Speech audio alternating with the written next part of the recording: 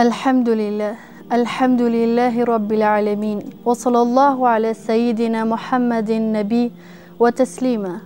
انسان چه جایگاهی از دیدگاه اسلام دارد و نزد الله دارای چه مقامه است؟ آیا انسان نسبت بر دیگر آفرینش برتری دارد یا خیر نسبت بر دیگر آفرینش تنزل و مقام دارد؟ لقد خلقنا الانسان فی احسن تقویم. آیه 4 سوره تین. براستی که ما انسان را در نیکوترین اعتدال آفریدیم.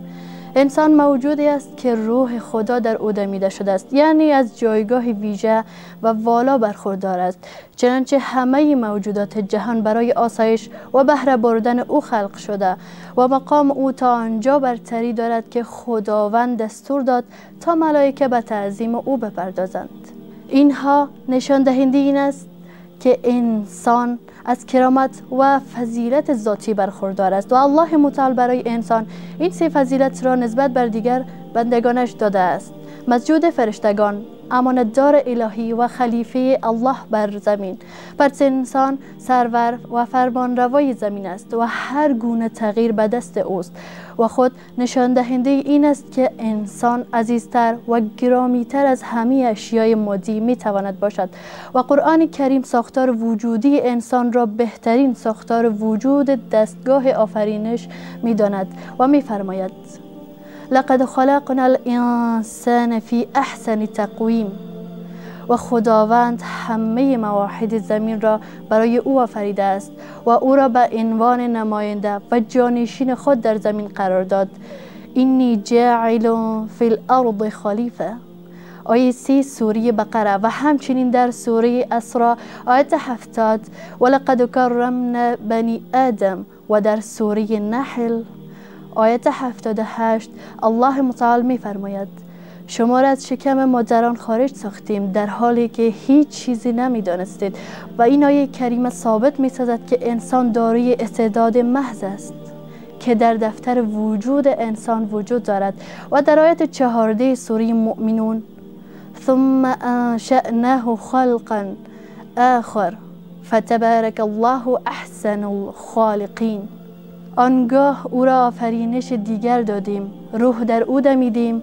پاک و برکت است خداوندی که بهترین آفرینندگان است. و انسان دارای کرامت ذاتی است که به دو شکل است، ظاهری و معنوی. ظاهری مانند ایستادن، راه رفتن، خوردن، آشامیدن، خوش ترکیبی، تسلط بر طبیعت، تهیه اسباب و معاش و امثالهم. و برخی مفسران تکریم معنوی انسان را به عقل که بسیاری از تکریم های ظاهری از آن نشاط میگیرد و انسان را بر سایر موجودات برتری بخشیده است گفتند. و بر اساس این آیه قرآن همه فرزندان آدم علیه السلام مشمول این کرامت هستند. ولقد کرمنا بنی آدم. و همچنین در سوره حجرات آیه 13 الله متعال می فرماید ان اکرمکم عند الله اتقاکم. و این آیه ثابت می کند آدم علیه السلام مقام عظیمی دارد. و آیا دیگر انسان ها شامل این آیه می شوند؟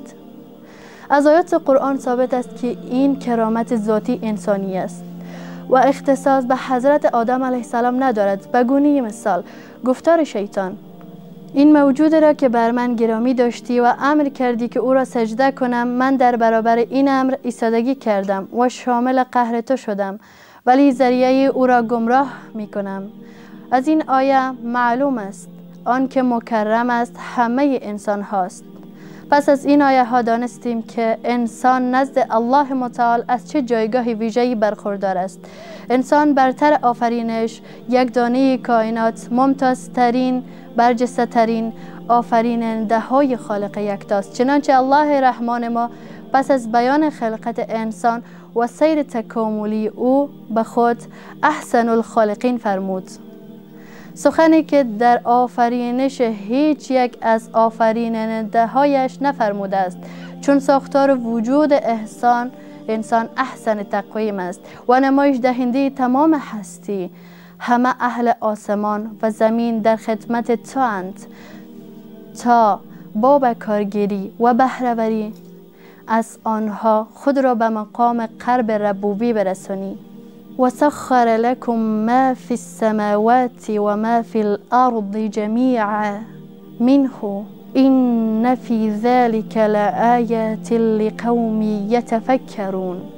آنچه را در آسمان ها و در زمین هست همه را از جانب خود به تسخیر شما در آورد که البته در این کار برای اندیشمندان نشانه های است.